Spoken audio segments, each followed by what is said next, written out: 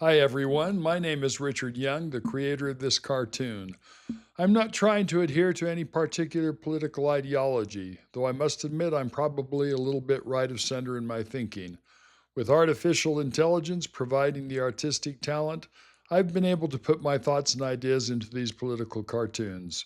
This cartoon is split right down the middle by a fence. On the left side, you've got the VIP box, champagne chilling on ice, a fur coat, a fat cigar, and the best seats in the stadium, stamped with VIP access or a couple of dollar signs. These are the comfortable few, sipping bubbly while they watch the World Cup. And on the right side of that fence, barbed wire and pressed up against the chain link, a father, a little boy holding a worn out soccer ball, and a handmade cardboard sign with four simple words: "We just want to watch too." I created this because the world's game, the one sport that truly belongs to everyone, played in every dusty lot and back alley on the planet, is being quietly walled off from the very people who love it the most. Here's what's going on.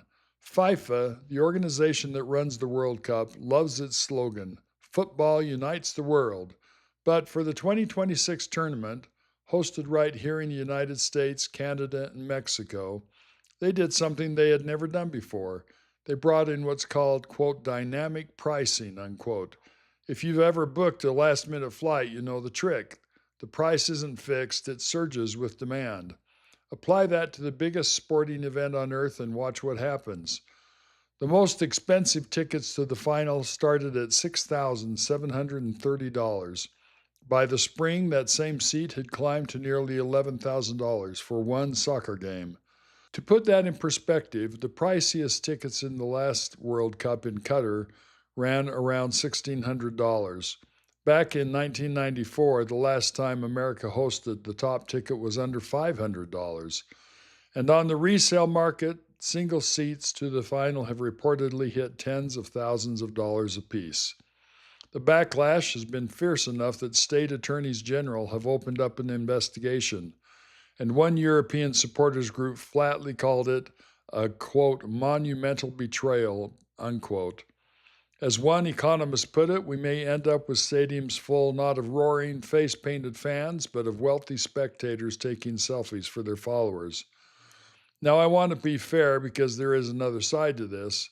Dynamic pricing can cut both ways. At a smaller FIFA tournament earlier this year, some seats actually dropped. One semifinal ticket fell from over $400 to about $13. FIFA points out that the cheapest group stage seats will start around $60, and the whole goal, they say, is to just fill the stadiums. And defenders will tell you this is simply the free market at work.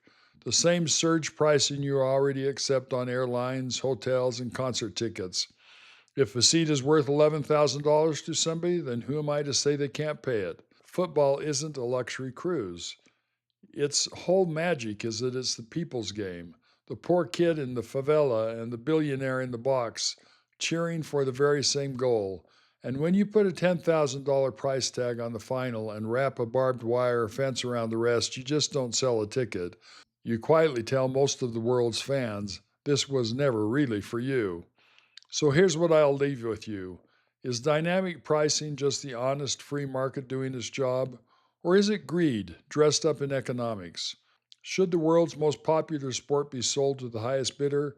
Or does it owe something to the ordinary fans who built it?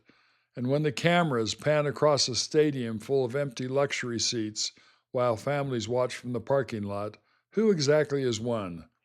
Let me know in the comments, and please subscribe, give it a like, and share it with a fan who's been priced out. Until next time, keep thinking for yourself.